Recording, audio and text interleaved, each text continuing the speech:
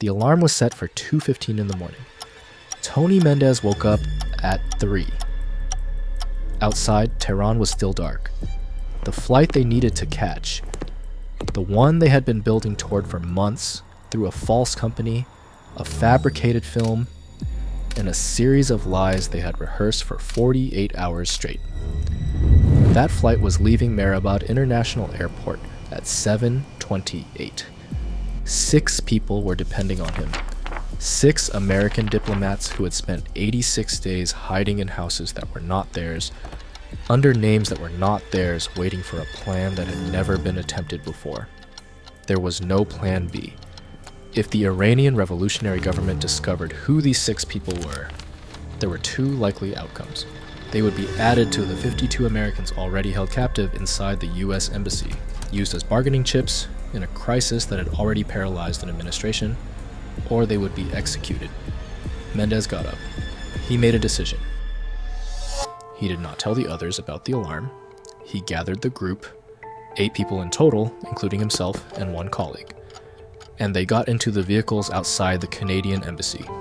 The question was not whether the plan would work. The question was whether the Iranian border agents at the airport had been told that the film crew from the company called Studio 6, the one that had placed ads in Variety and The Hollywood Reporter, the one with business cards and crew badges and a genuine Hollywood pedigree, whether those agents had been told it didn't exist. On November 4th, 1979, a crowd of Islamist students stormed the United States Embassy in Tehran. 52 American diplomats and staff were taken hostage. The crisis would last 444 days. It would consume the Carter presidency. It would become one of the defining geopolitical humiliations of the 20th century. But there was a detail that the crowd missed. The US Embassy compound in Tehran included a consulate, a separate building. When the mob reached the main gates, 6 American diplomats were in that building. They were not taken, they were overlooked. Their names were Robert Anders, Cora Ambren Liek, Mark Layek, Joseph Stafford, Kathleen Stafford, and Lee Schatz. They walked out into the streets of Tehran. The city was in the middle of a revolution.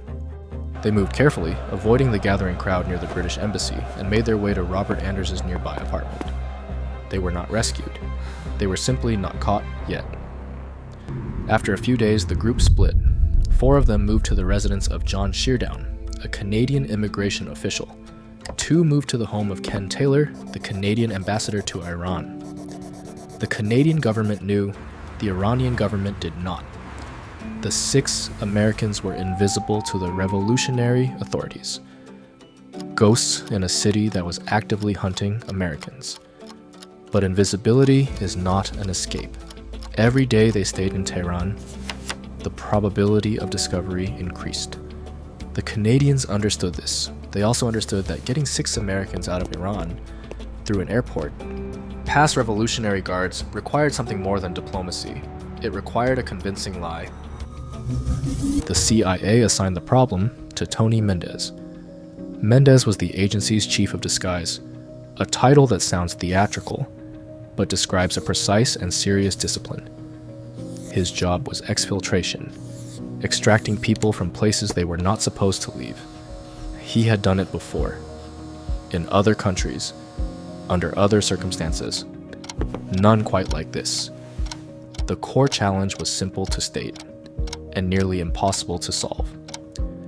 6 Americans needed to pass through an Iranian airport. Iranian border authorities would be checking for exactly that: Americans attempting to leave. The 6 had no cover story, no plausible reason to be in the country, no explanation for who they were. They needed identities, and the identities needed to be ironclad. Mendez flew to Los Angeles with $10,000 in cash. He contacted John Chambers, a Hollywood makeup artist with an unusual second career. Chambers had won an honorary Academy Award for his work, creating the prosthetic ape masks for Planet of the Apes. He had also, for years, quietly provided services to the CIA. His access to studio systems, technical expertise, and professional networks made him useful in ways that had nothing to do with film. The plan Mendez and Chambers developed was not subtle in concept. It was only subtle in execution. They would create a fake film production company, The company would have offices, a phone number, a project in development, and a reason to be scouting locations in the Middle East.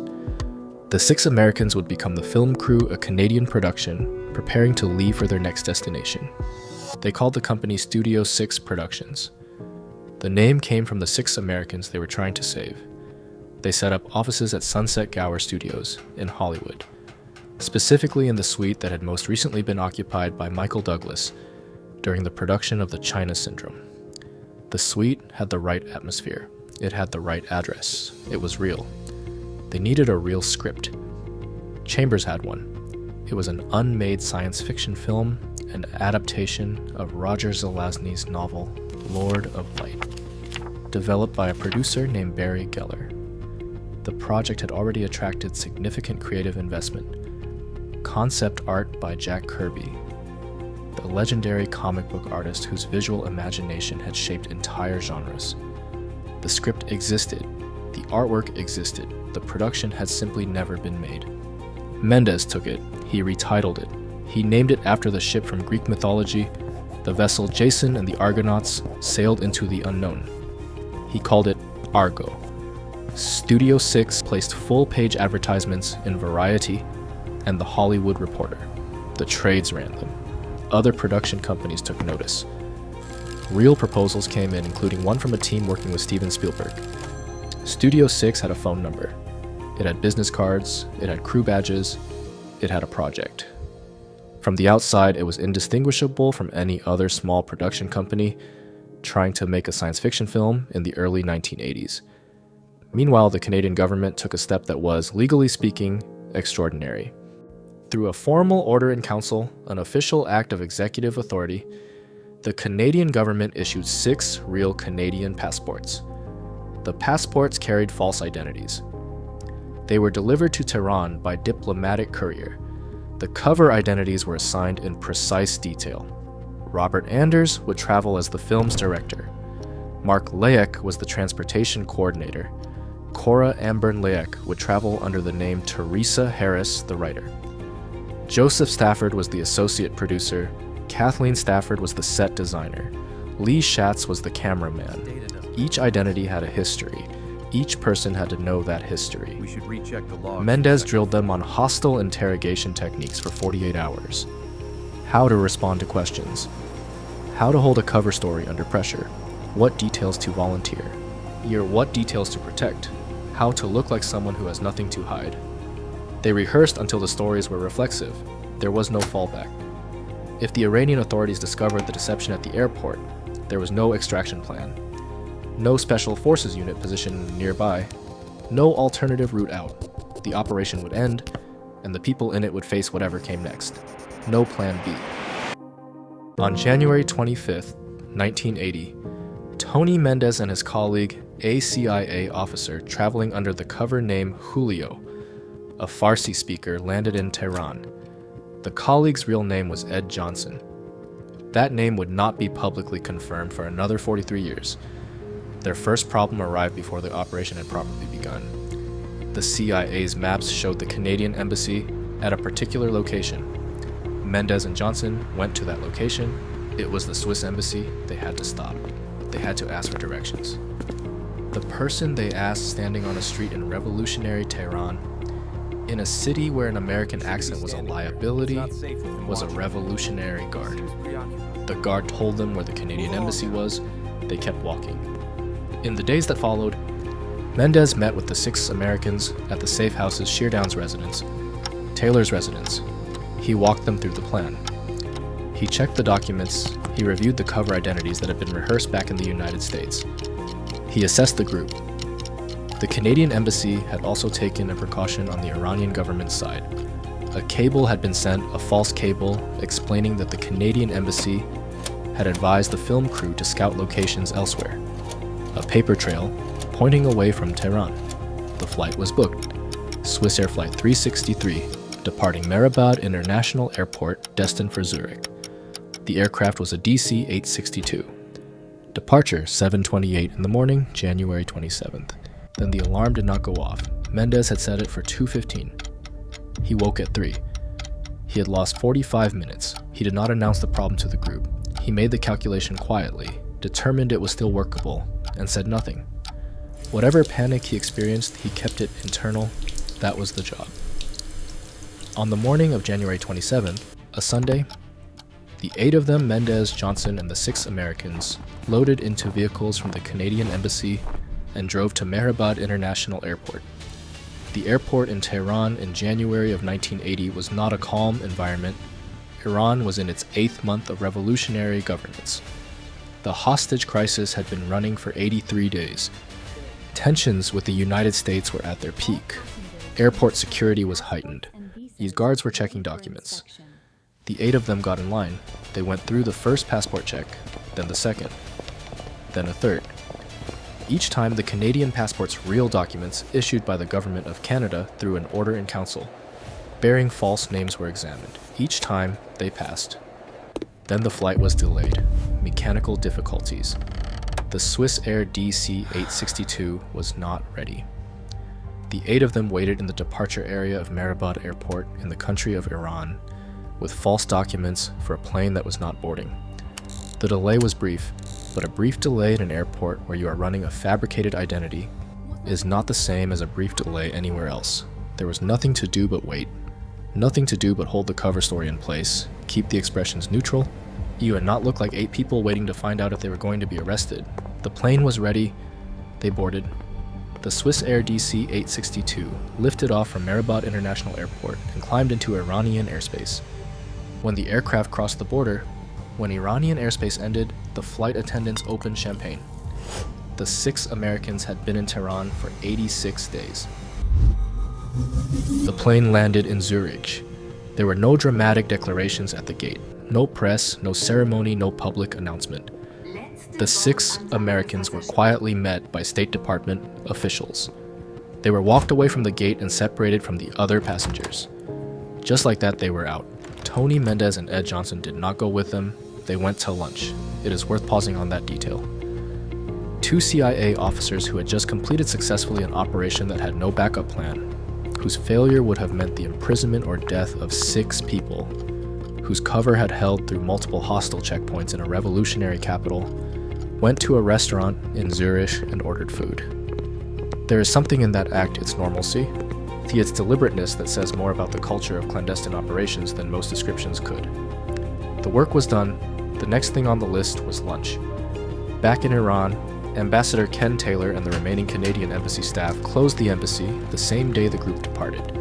They left Iran. The Canadian diplomatic presence in Tehran ended.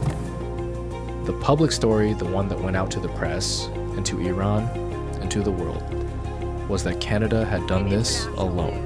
The Canadian government had sheltered the 6 Americans. The Canadian government had gotten them out. The CIA was not mentioned.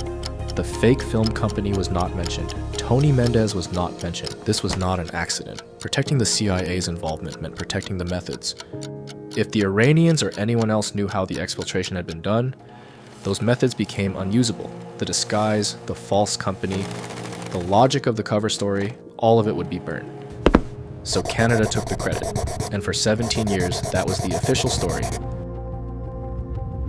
On March 12, 1980, less than 2 months after the flight left Tehran, Tony Mendez was awarded the Intelligence Star. It is one of the CIA's highest honors, given for courageous action in the face of hostile conditions. Mendez received it in a closed ceremony. His family was not allowed to attend. The operation was still classified. The medal was placed in his hands, and then because the operation could not be acknowledged, he had to give it back. He returned the Intelligence Star immediately. The operation was classified for 17 years.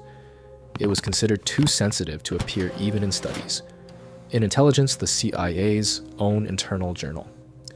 The agency's in-house publication, written for agency employees. With restricted circulation, even that was off limits. In 1997, the operation was declassified. In 2007, journalist Joshua Behrman published the full story in Wired magazine. The details, the fake film company, the variety ads, the Jack Kirby artwork, the Canadian passports, the alarm that failed became public for the first time. 5 years later, the story became a film. Ben Affleck directed and starred in Argo, released in 2012. The film won the Academy Award for Best Picture. Affleck used Tony Mendez as a technical advisor during production. At some point during that process, Mendez produced the jacket and pants he had worn on the day of the operation. January 27, 1980, he had kept them for 32 years exactly as they were. There is one name that was absent from the public record until recently. Hyed Johnson, the CIA officer who traveled to Tehran alongside Mendez, the Farsi speaker who had posed as Julio, who had stood at the same checkpoints and passed through the same scrutiny, kept his identity secret for decades. He was known in the operations records only by a cover name and a role.